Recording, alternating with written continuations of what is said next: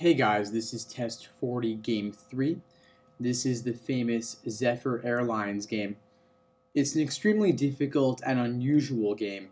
It's called a mapping game because we're essentially laying out the different cities and relating them to each other.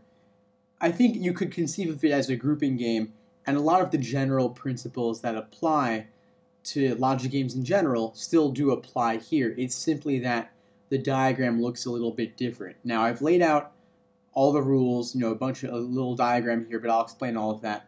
We've got the 5 cities, H, M, P, T, V, and I've just kind of spaced them apart from each other so we have a little bit of room to connect them together.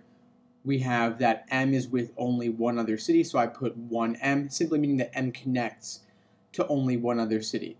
We know H and T are not connected, so I drew a line between H and T and then put a slash through that line. So a line between two cities means they are connected.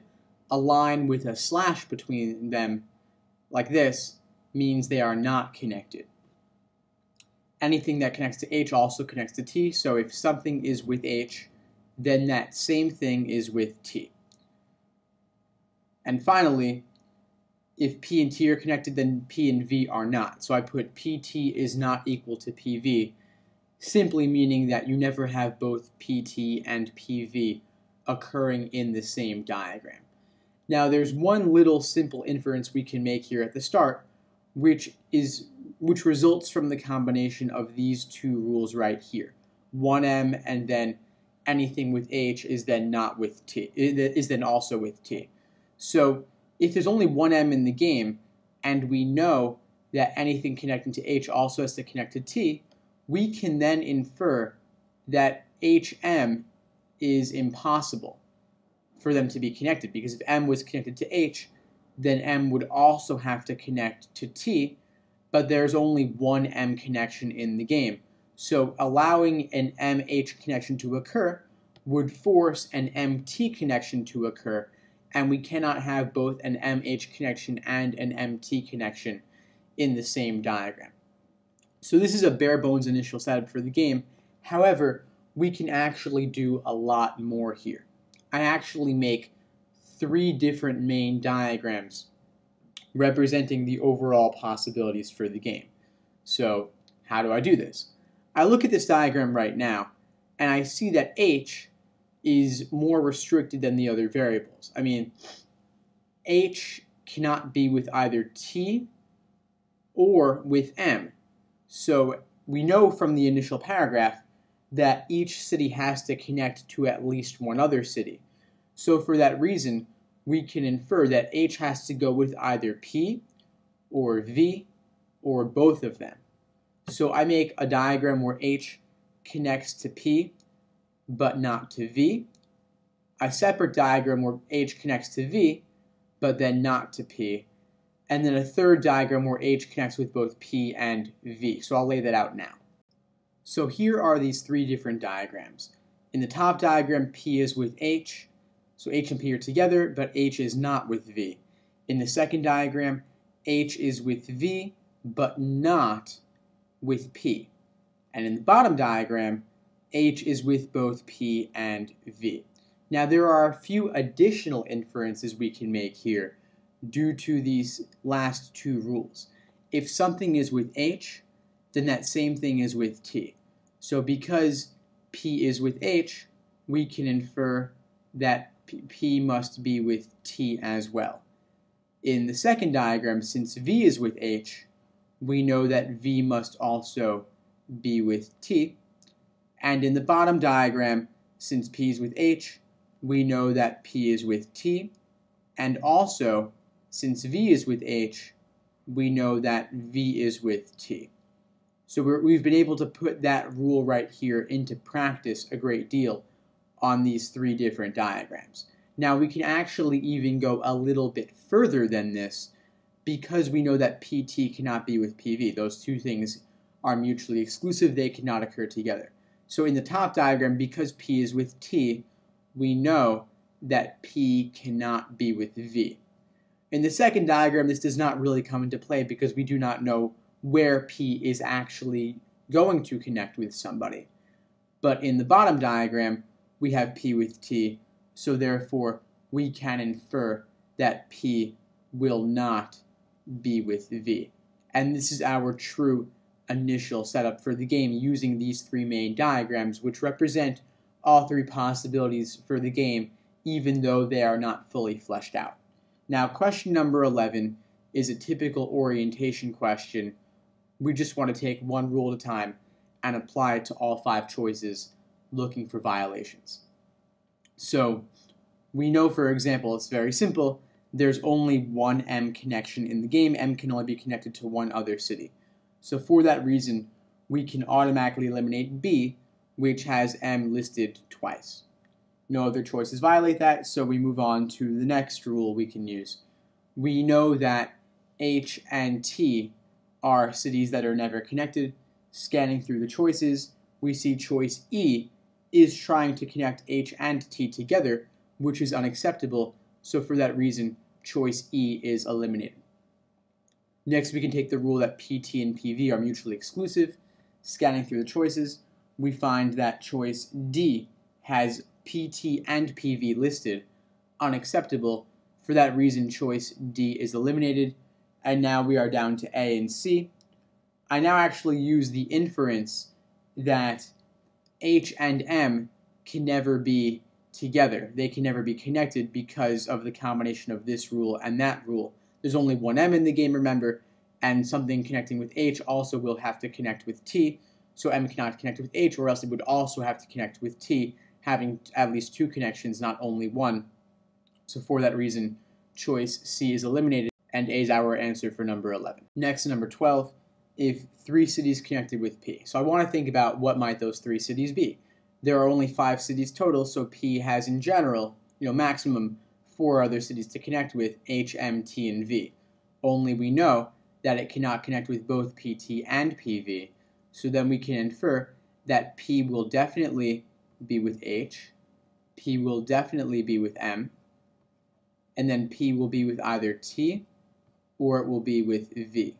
However, we can actually narrow this down because we know that anyone who connects to H must also connect to T. So for this reason, we know it's going to, since PH is occurring, we know that PT will have to occur. So for that reason, PV is impossible. It's not happening. So now they're asking us what must be a pair of connected cities. So I want to look at my diagrams and see what's appropriate. H and M, choice A, never happens. So for that reason, we can eliminate choice A off the bat. We know that P and M are connected here. So for that reason, we could also infer that any choice mentioning M is automatically eliminated, which would have also gotten rid of A, gets rid of both C and D as well, and we're now down to B and E. So E says PV, which of course we just eliminated as impossible. We know it's PH, PM, PT, so E is gone, leaving B by process of elimination for number 12. Next, number 13, which pair of cities cannot be connected? Of course, they're testing this again. We know H and M are never connected anytime. Very initial inference from the very beginning of the game. A is our answer to number 13. Next, number 14, general could be true question. Nothing to do here but run through the choices. So, choice A, M and P connected with only each other and no one else. So right away, we know we must be dealing with the second diagram here because in the others, P and H are connecting.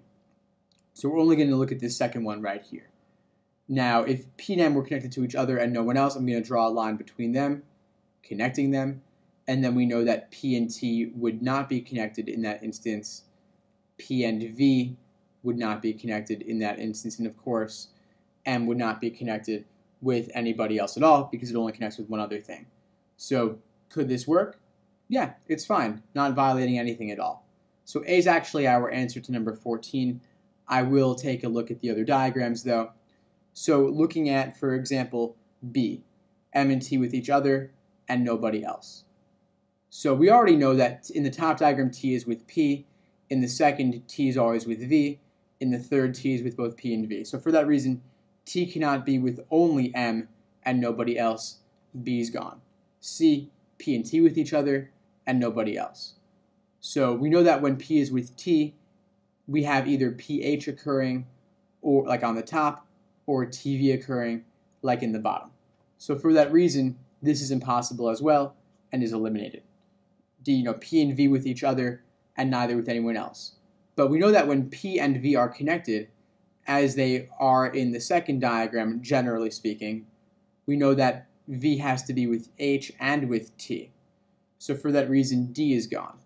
And then finally, choice E, T and V with each other and no one else. If you see in the bottom diagram and the middle diagram, both of those, TV occurs, we know that we have to have P and T like in the bottom diagram, or V and H like in the second diagram. So for that reason, we couldn't have T and V only with each other and not have V with anyone else, for example. So for that reason, E is gone. A is our answer to number 14. Next, number 15, if T is the only city connected with P. So looking through the diagrams, we know that the top diagram is not relevant because P connects to others. The bottom diagram is not relevant because P connects to others. We're looking only at the second diagram right here. So in this diagram, T goes to P, and then P is not going to anybody else. So P is not going to M, and P is not going to V. So they're simply asking us here what could be true. Could we have only one city with T? No, T is with P and with V, so A is gone. Only one city with V? No, we know that V is with T and V is with H, so B is gone. Could we have only exactly two cities with H? No, we have only one city with H, and that city would be V. So we have C eliminated. Looking at D, exactly two cities with T. Yes, we have TV and TP. That's two things exactly, so D is our answer to 15. I will look at E, though, which says four cities with T, and of course that's not possible. T cannot be with H, for example. So for that reason, we cannot have T connected to everybody else.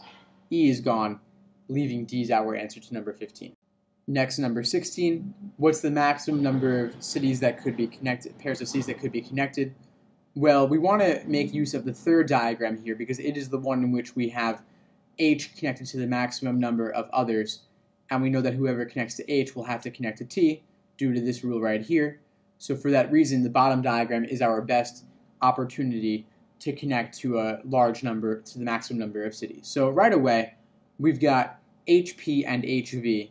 So that's 1, that's 2 already, making a tally over here. We know that T and P are connected and T and V are connected, so that's a third and a fourth.